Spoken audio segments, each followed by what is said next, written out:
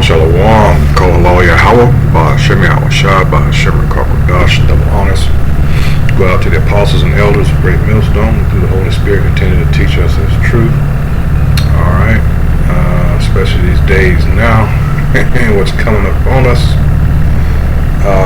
Hey, a lot of you are going to wish that you have gotten the understanding before time. Alright, here it goes, Sleepy Joe, here you go. He said you cannot seek racial justice without mentioning, alright, our people, and that's the Israelites.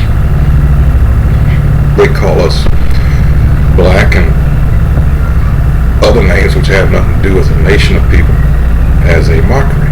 You know, that's Deuteronomy 28 and 37, alright. It says the president must take a lesson from Abraham Lincoln of all people and how to address a grieving divided nation. Alright. And this is from medium.com, and it says 160 years ago, President Abraham Lincoln gave his first inaugural address to a nation on the verge of civil war. Understanding that his speech could very well be the nation's final attempt at peace, he called for unity between the North and the slave-holding South. We are not enemies, he pleaded, but friends. We must not be enemies, though passion may have restrained, it must not break our bonds of affection. Less than a month after Lincoln spoke, the Confederacy rained cannon fire on Fort Sumter. All right. And again, we know now that what was behind that. Well, like it says, all wars are bankers' wars. All right. And the elite, meaning the bankers, the banking family in particular, the Rothschild, wanted to establish still a foothold, all right, in America.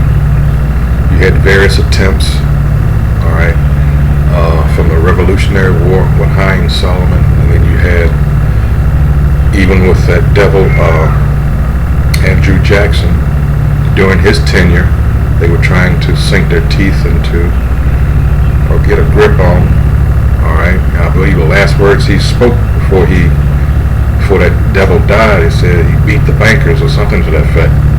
All right. And then you got this character here, Abraham Lincoln, who actually was a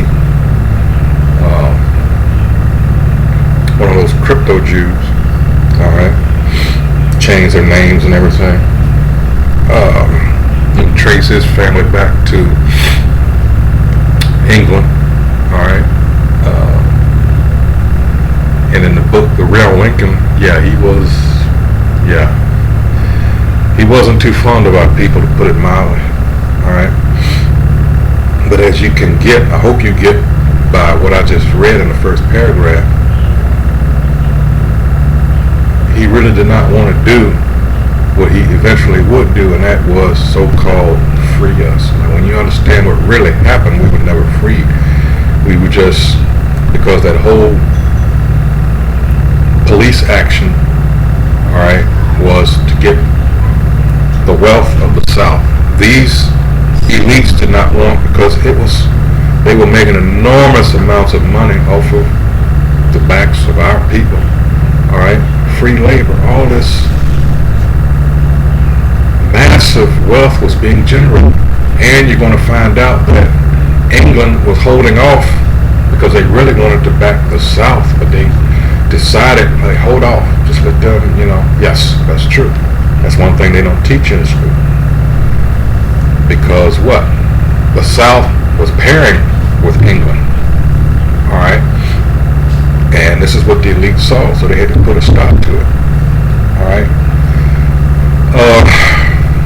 It says, 4 years and hundreds of thousands of Union soldiers slain later, Lincoln rose to give his second inaugural address. Only grief outstrips hindsight and the clarity of vision it bestows. As a matter of fact, well, I don't have time, that'll be a separate lesson. It says less than a month after Lincoln spoke, the Confederacy rained cannon fire on Fort Sumter. Okay, I already read that. It says, such massive death forced Lincoln to be honest with the people who placed him in power and explain why he ordered their husbands, brothers, uncles, nephews, and cousins to lay down their lives to preserve the Union. Americans are subpar at mastering the history. We do not grasp the revolutionary importance of Lincoln using the word colored in an address to a nation at war. 1/8 of the whole population were colored slaves. As compared to what? I'm always thinking this when I see colored. You leprous red dogs. Got the nerve. Anyway, it says not distributed generally over the Union, but localized in the southern part of it. These slaves constituted a peculiar and powerful interest. All knew that this interest was somehow the cause of the war, he stated, plainly moving the American understanding of the Civil War from a theoretical quarrel on states' rights to a liberatory war, which was always at the center of the debate on states' rights. And that's what they want you to believe, all right? But when you read the secession papers, it tells you it was about slavery. And that brings up this scripture. This is, let's see, Zechariah. All right, and that's why, you know, all people have to do is read. But by and large, why people are ignorant, like they are, all right, it's kind of not their fault when you understand who the daughters of the Confederates, the DAC as they come to be known, and how they, I don't know how I did that, through their shaping the curriculum, right after the Civil War, especially the early 1900s on, how they garnered sympathy for the South, all right, and started to change certain things. Yeah, it was a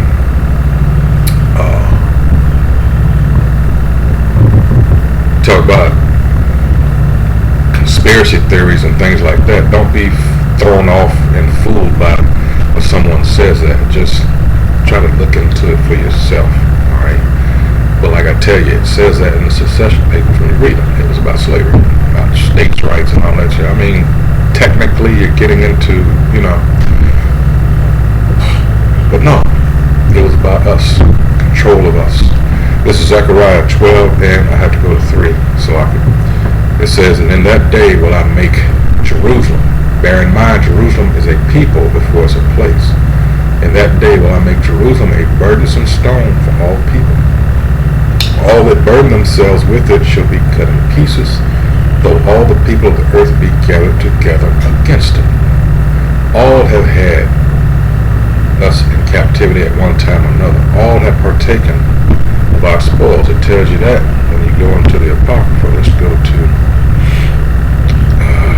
First Maccabees, chapter 2. All right.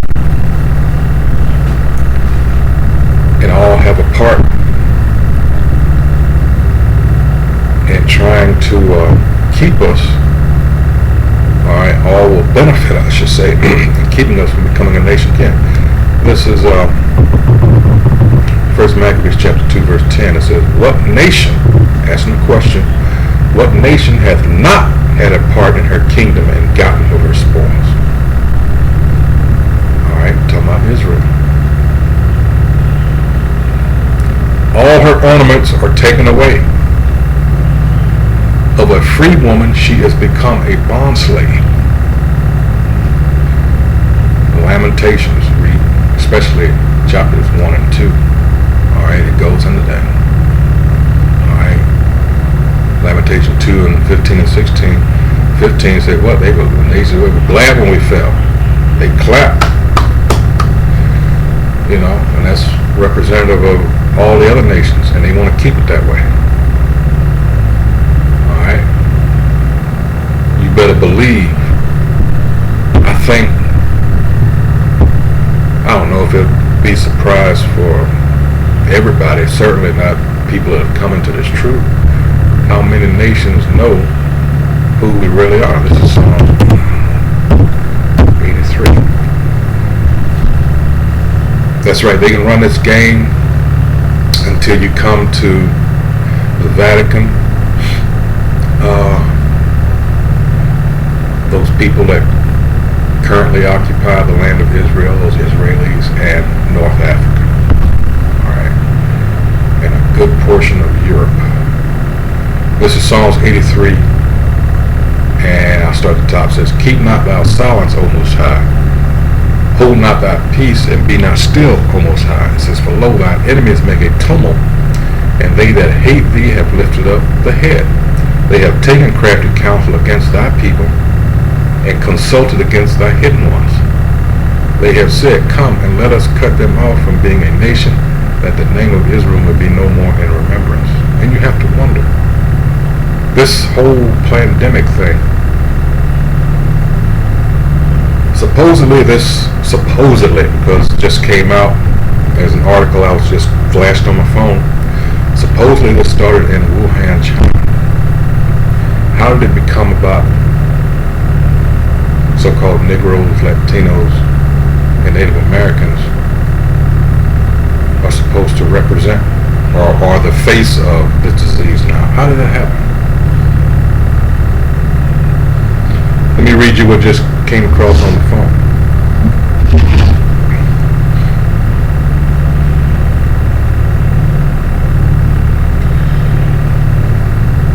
And it says China, is spreading conspiracy theories. There goes that word, conspiracy, that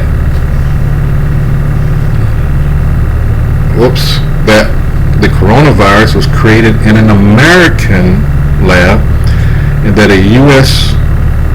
created vaccine is killing the elderly. How about that? About that.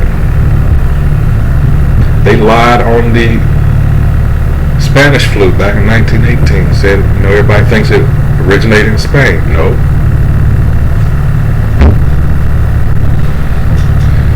That happened largely just because I think the king got it and died. I don't know if he died or not. I know that the king, I can't forget who the king was back then, but he got it. But it didn't originate in Spain. Alright. That's why it's good to not get caught up in titles and things of that nature. You have to do your own research. Alright. Verse 4, it says, well, I'll read 3 again. They have taken crafty counsel against thy people and consulted against thy hidden ones. That's part of that, what I just said, part of this. It says, they have said, verse 4, come and let us cut them off from being a nation, that the name of Israel may be no more in remembrance. And what's happening now? Revelation 11 chapter. Let's go there real quick.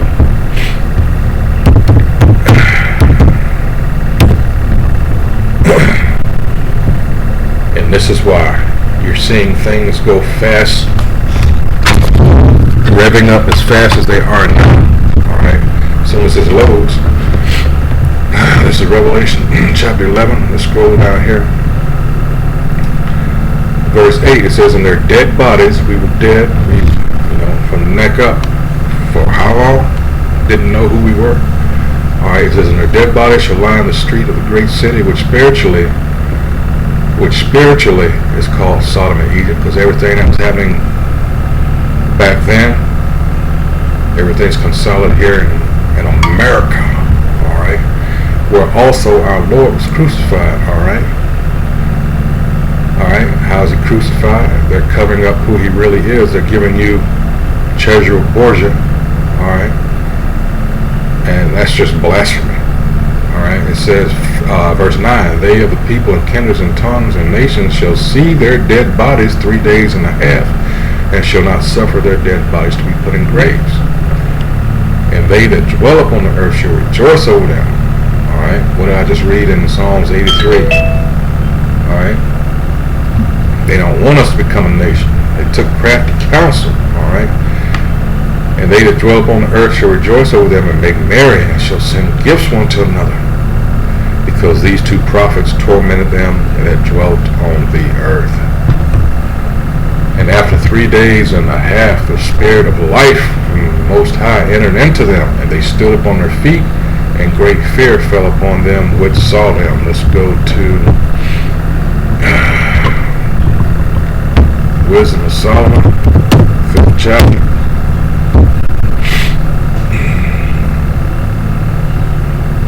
This is Wisdom of Solomon. Oops.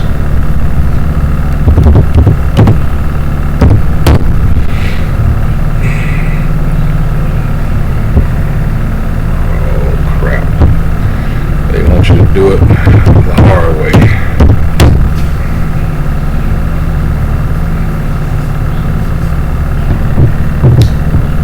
You gotta be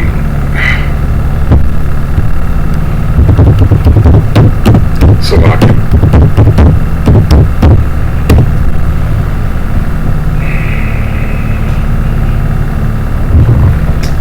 Alright. Let's see. Slovakia. Bear with me. Gotta do it the hard way.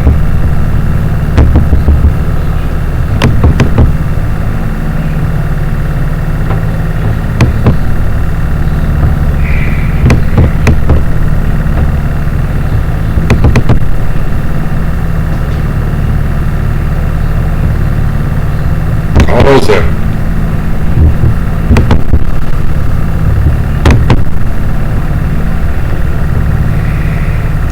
This is Wisdom of Solomon chapter 5 verse 1. It says, Then shall the righteous man stand in great boldness before the face of such as have afflicted him, and made no account of his labors. When they see it, they shall be troubled with terrible fear, and shall be amazed at the strangeness of his salvation, so far beyond all that they look for. What's the strangeness of his salvation? Let's go to Zechariah chapter 5. All right.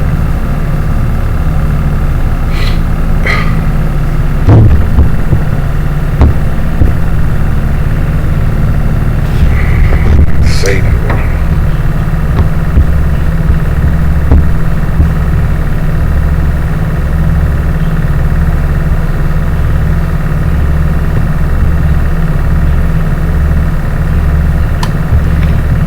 Let's try that again. This is Zechariah chapter 5.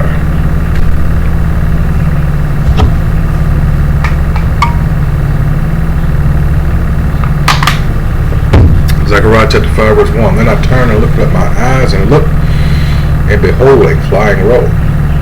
And he said unto me, What seest thou? And I answered, I see a flying roll. The length thereof is 20 cubits, and the breadth thereof 10 cubits. Then said he unto me, This is the curse that goeth forth over the face of the whole earth. For everyone that stealeth shall be cut off as on this side according to it, and everyone that sweareth shall be cut off as on that side according to it. I will bring it forth, saith the Most High Yahweh, the Lord of hosts, and it shall enter into the house of a thief, and into the house of him that sweareth falsely by my name. And it shall remain in the midst of his house, and shall consume it with the timber thereof and the stones thereof. Who is this talking about? Esau, Edom. Now let's go back to Exodus. Who did he steal? 21. Us. Alright. The house of the thief. John 10 and 10. He cometh not but to steal and to kill. Alright. And to destroy. Let's see. Alright, Exodus 21 and 16. And he that stealeth a man and selleth him, or if he be found his hand, are we not stealing his hands? Yes. He shall surely be put to death. Alright? That's why you have all these sightings now of so-called UFOs, which we know not to be the case. We know exactly, and this devil knows exactly who they are. Now you got a Space Force and this other crap, alright, because he's going to try to fight the Most High. Alright, because he is puffed up with pride. He actually thinks himself to be on par with the Most High and his angelic hosts. Alright? That's what you're dealing with. Alright? So, here we are back to this devil here. And again, that's why I read Zechariah 12 and 3 and 4. Alright? That burdensome stone is us. Everything centers, we are the center of this. Alright? It says Americans are subpar. Let's see how much time I got. Oh, crap. It says Americans are subpar at mastering the history. We do not grasp the revolutionary importance of Lincoln using the word colored in an address to a nation at war. No president before him linked the destiny of a nation to a non-white people and professed that he sent men, white and colored, both off to war to get shot and die on southern battlefields in order to ensure the nation paid its debt. The wealth piled by the bondsman's 250 years of unrequited toil, he dared to name the people in which he ordered his citizens to die for. He used his bully pulpit to recast the Civil War as a war of freedom and named those he ordered the government to protect. President Joe Biden's inaugural address was filled with allusions and parallels to Lincoln's words.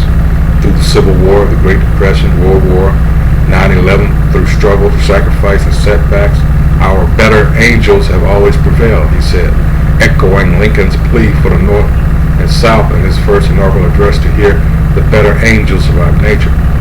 There's no more originality. I'm thinking of Obadiah, taking the wise men out of Eden. It says, Biden's speech also paralleled Lincoln's call for unity. This is our historic moment of crisis and challenge. He spoke as he took an oath to lead a nation through pandemic and insane irrational conspiracy, saying unity is the path forward. Indeed, we must not be enemies. And look at this.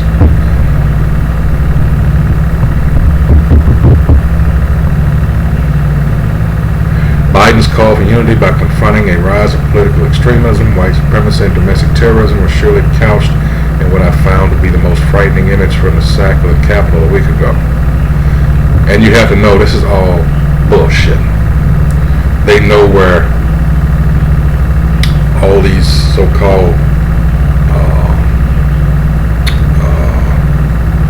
extremists, all their paramilitary camps, they're allowed to roam about freely, whereas Jake walks down the street with a legal firearm, he gets lit up.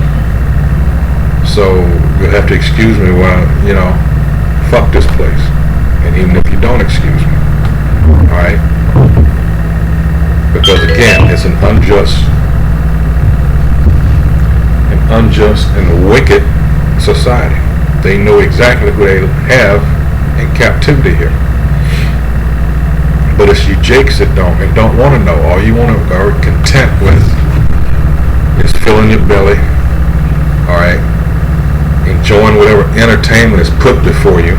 And I emphasize put before you, alright? Just like that happy-go-lucky slave that you really are, and you don't even realize it. Because that's the condition they want to keep you in. I just read Psalms 83 and some other scriptures that, alright, this is why things are happening the way they're happening. They're losing that grip. Alright? And that grip on our people's minds. Alright?